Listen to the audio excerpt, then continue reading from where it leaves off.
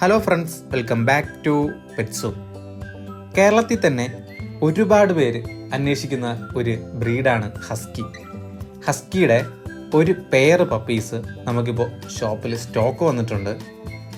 നല്ല ക്വാളിറ്റിയിൽ, നല്ല ഹെയർ ക്വാളിറ്റിയിൽ, നല്ല സൈസോടും കൂടിയ പപ്പീസാണ് നമുക്കിപ്പോൾ അവൈലബിൾ ആയിട്ടുള്ളത്. നമുക്കിപ്പോൾ അവൈലബിൾ ആയിട്ടുള്ള പപ്പിയുടെ പ്രായം വരുന്നത് 32 ഡേയ്സ് ആണ്. ആദ്യത്തെ 2 ഡീവോമിങ്ങും പ്രോപ്പറായിട്ട് ചെയ്തിട്ടുണ്ട്. യൂസ് ചെയ്ത മെഡിസിൻ സ്കൈവേമാണ്. ഇപ്പോൾ ഫീഡ് ചെയ്തുകൊണ്ടിരിക്കുന്നത് റോയൽ കാനിൻ്റെ ജയൻറ്റ് സ്റ്റാർട്ടർ എന്ന് പറയുന്ന ഫുഡാണ്.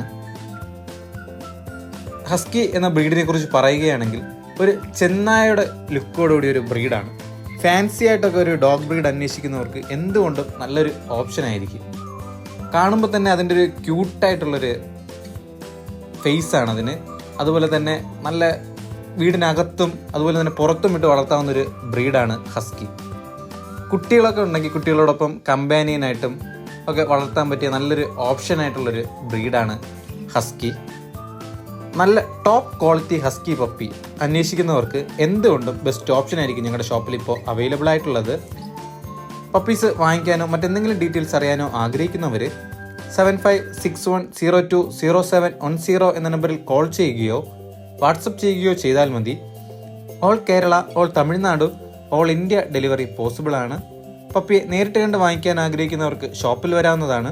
ഷോപ്പിൻ്റെ ലൊക്കേഷൻ വരുന്നത് ട്രിവാൻഡ്രത്ത് പൂവാറിൽ നിന്ന് പാറശാല പോകുന്ന വഴി ഊരമ്പ് ജംഗ്ഷന് മുമ്പുള്ള കരിമരം എന്ന സ്ഥലത്താണ്.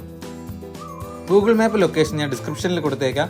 പപ്പീസ് വാങ്ങിക്കുന്നതിനോ വിൽക്കുന്നതിനോ ആഗ്രഹിക്കുന്നവർക്കും പെറ്റ്സ് റിലേറ്റഡ് ആയിട്ട് എന്ത് ഡൗട്ട് ഉണ്ടെങ്കിലും ഞങ്ങളുടെ ഷോപ്പുമായി ബന്ധപ്പെടാവുന്നതാണ്. പപ്പീസ് വാങ്ങിക്കാൻ ആഗ്രഹിക്കുന്നവരുടെ ഫ്രണ്ട്സിന് ഈ വീഡിയോ ഒന്ന് ഷെയർ ചെയ്യുക.